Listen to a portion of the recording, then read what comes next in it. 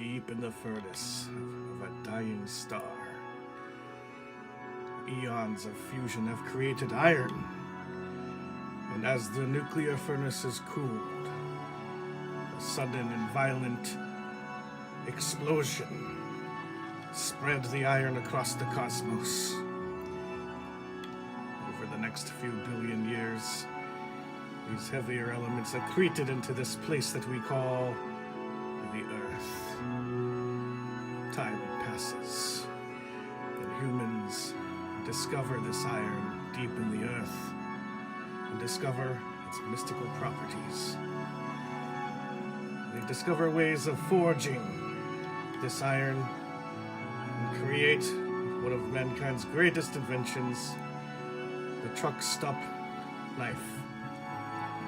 This is where the story of iron ends, and my story begins. This is JJJinks Truck Stop Knives!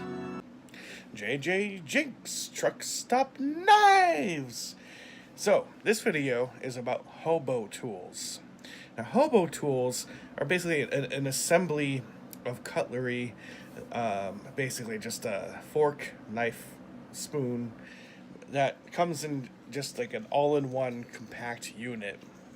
And these have been around for a long time. It's called a hobo tool, I guess, because it's like if you're homeless and you don't have fine china in a cabinet or whatever, then something like this could be useful. So it's almost offensive in a way. It's like almost like cultural appropriation if a hobo lifestyle counts as a culture.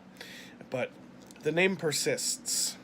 And I only own a couple of examples, but they are kind of neat. Now, this one that I'm holding in my hand is made by Ozark Trail, which is Walmart. And I'm a big fan of Ozark Trail, and I think they have a really handsome logo. So it's like crappy design. It's like Ozark Trail. Oh, wait, we'll cover it with the spoon. Not a problem. Ozark Trail. Oh, you're behind bars. Did nobody think about that? Any marketing PR people? Hello? Anyway, so I was first kind of attracted to the hobo knife based on the fact that, well, they're modular. So you open the fork, and the fork can actually detach. And then you open the spoon,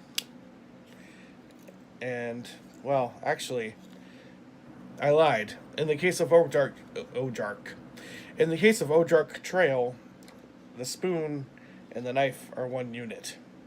But the detachability is accomplished because if you look on the back side, you'll see there's this hole that's cut there, and there's a post over here, and they correspond to a hole and post on the other side. And they fit together. And then when you close the spoon, watch what happens. Watch that little hole there. Close the spoon. Ooh, that was too quick. Okay.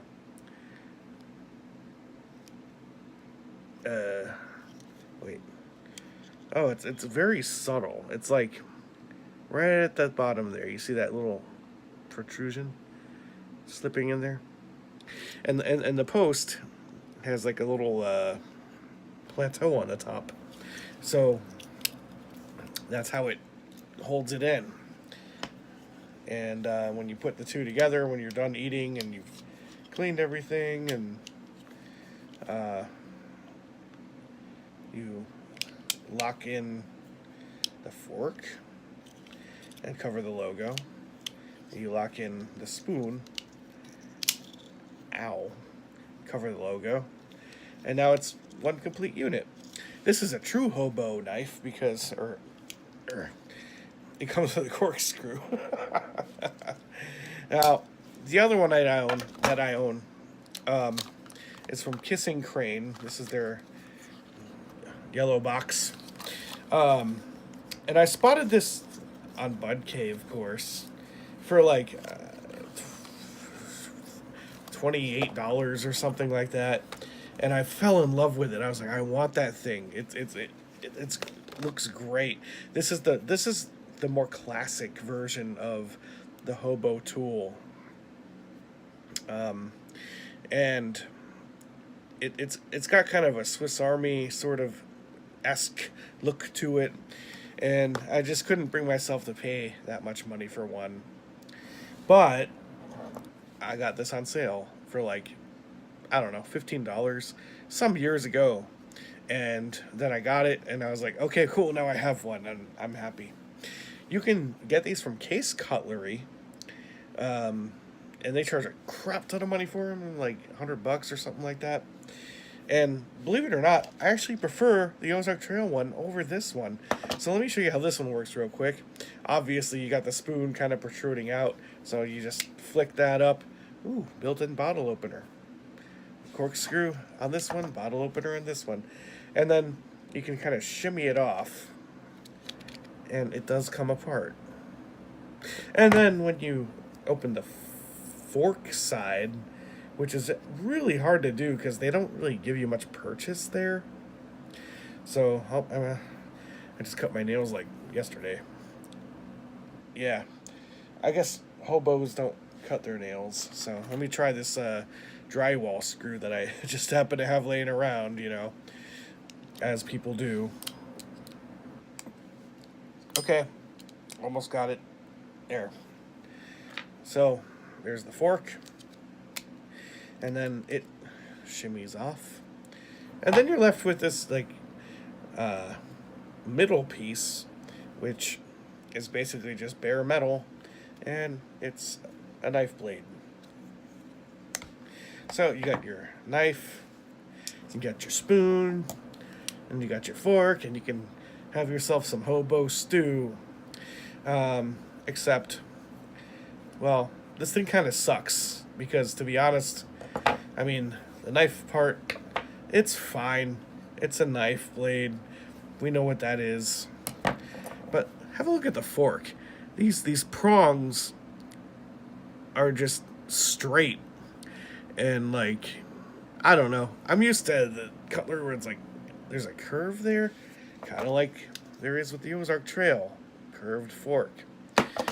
So, I don't know how I would eat with this. Because you can use a fork to, like, stab something and then eat it. But we also sort of use them, you know, as a scoop, in a way.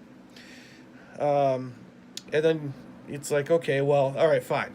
So I got a fork, I can stab, like, a hot dog or whatever and eat it. And for things that I need to scoop, I'll just use the spoon. Fine. Well, this spoon is awful. Because, first of all, it has such a small volume to it. I mean, this thing is just tiny. If I want to eat a bowl of cereal with this thing, it's going to take me all afternoon. I'll just be like, yeah, my Kellogg's Frosted Flakes all fucking morning. There's no volume to it. And the steel is super thick on this thing. It's like, I mean, I guess that's not such a terrible thing, except that it impedes the volume of it. Now, compared to the Ozark Trail one, you got a pretty damn voluminous spoon with the kind of thinner metal that we're all used to. I could eat cereally with that, no problem. And then the fork, which is curved and kind of the more traditional dimensions, I guess you could say. I would prefer that too.